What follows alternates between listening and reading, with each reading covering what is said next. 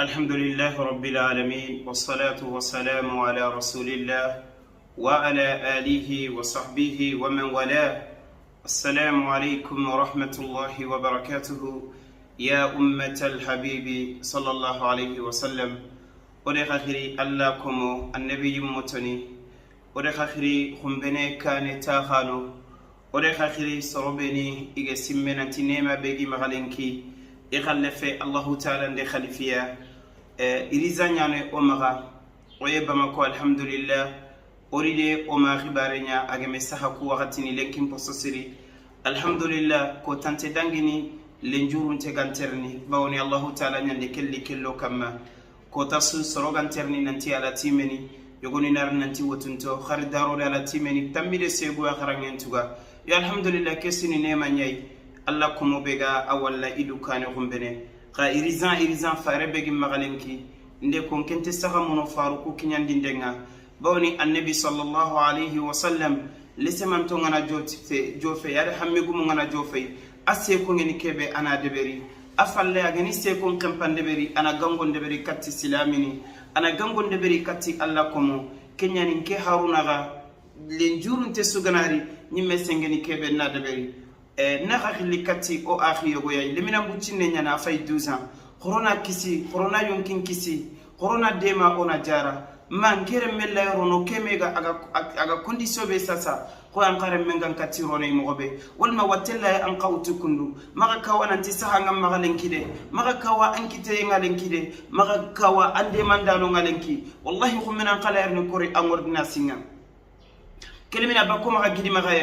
gidi maga debe bege no tente debe duran ko ngosoni kara otina abakayre limineke awo maga khayani 12 ans limineke sine de lenke aga jarene limineke ani istaretana ya maga khorondenga kel limineke watekere kitano nga nyimme de ni limineke video ngeri katinga ngana wori asarallene aga singirni tidwa angana warantini masinga na nyiserebe me la hawla wala quwwata illa billah watenya bateni omedo ma fare kinyandine khari kha age khoto walante kuruna kama ona fare kinyande khay sine defo ago maga jarandenga aga traitement nga o maga khaya darwani gelli dawma irinkri nanti wotunte yo giri khay haruna aga khama ga jarandenga awatem ko sofo ideriti bamako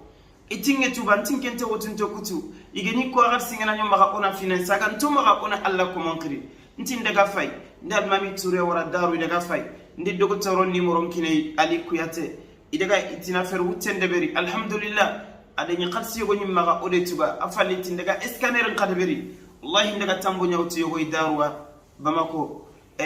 igatini fankele torokoro bugu saga ntana tambo linga lenkinna tuga alhamdulillah letuga kuduna scanner ndeberi ndaka khiri kan manne lenki sasa lemineke ti yunkolla ke an kawana opere scanner impalle kenyale walla ga dire ne jinyale yunkolla ke no gonga ine opere ne atike iga kurallo ne na yankandi katti no gonga fonne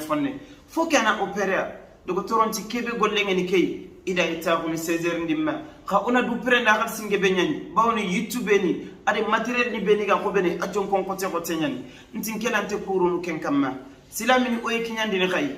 o yi khakhili corona kede minera ga ona jara afasino tamide fillah iriza nyimmani segi be danga qadru goto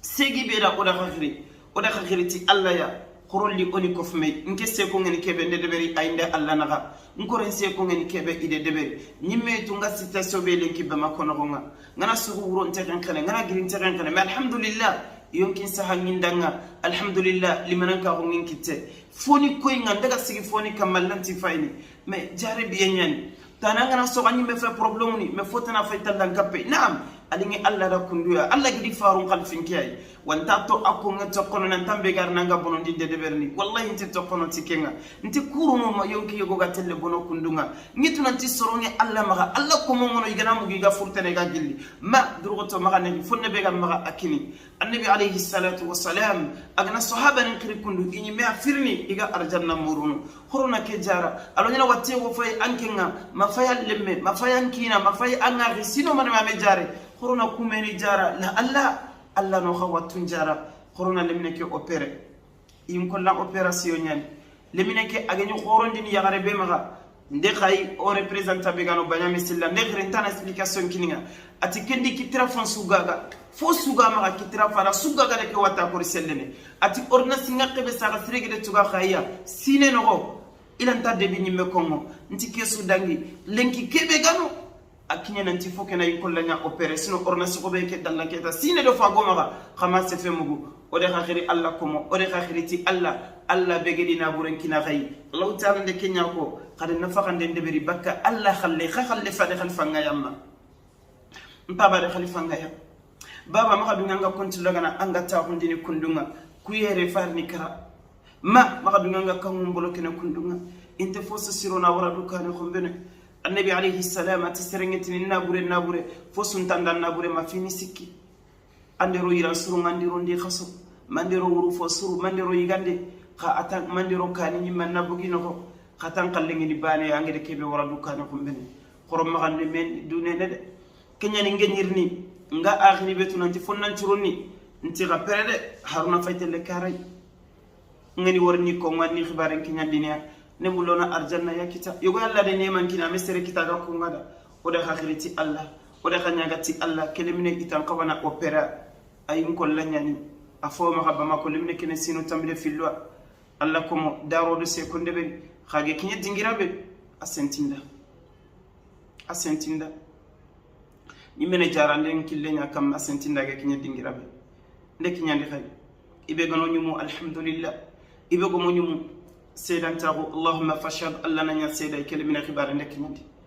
اللهم فاشهد الله نيا سيدا كلمه خبار ندك نندي اللهم فاشهد الله نيا سيدا ندك نندي متلين ندك نندي نيما غوم ندك نندي بناني كلمه لا وجارني